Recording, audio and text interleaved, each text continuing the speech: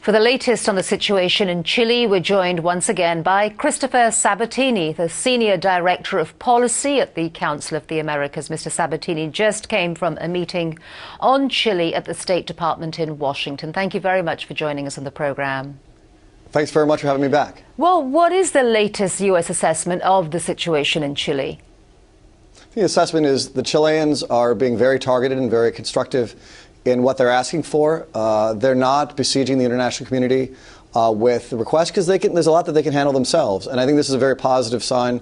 And Hillary Clinton is now taking very specific requests. She's coming with satellite equipment as well as portable bridges and portable hospitals. I think this is a very specific humanitarian directed issue that the Chileans themselves are asking for. But if this help is being offered, why wouldn't they accept it? Quite frankly, they don't want to overwhelm the international community with assistance, but they also don't want them themselves to be overwhelmed. The Chileans have been somewhat criticized for being a little bit too go it alone on this. But the truth is they really don't need the assistance. They're very well positioned. There's about a $30 billion package of assistance, fiscal stimulus that they have themselves for rebuilding, and so they don't want to be overwhelmed, and they don't want to rely on the international community. And I think that's respectable. What other promises or offers of help do you think that Secretary of State Hillary Clinton may have made to the Chilean government?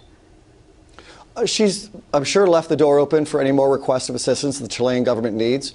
And shortly on this trip, Hillary Clinton will be traveling to Costa Rica, where she'll be meeting for the basically a Pathways to Prosperity meeting, which is a larger agreement that we have with the Latin American governments. And there, I think, there'll be discussed collective efforts to help the Chilean government. But again, this is really contingent on the Chilean government really making the request, both the United States and any other outside providers. I'd just like to get your perspective briefly on a new president is scheduled to take office in Chile in a few days' time.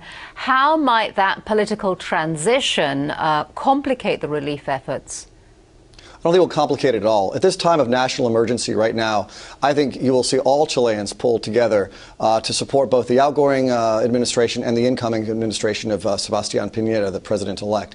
And most importantly, Chile has developed over the last 2 decades very strong democratic institutions that will withstand this. And they are very well positioned, not just to be able to recover from this economically, but also politically in ways that I think should set an example for the rest of the hemisphere. All right, Christopher Sabatini, thank you very much for joining us from Washington, D.C. Thank you.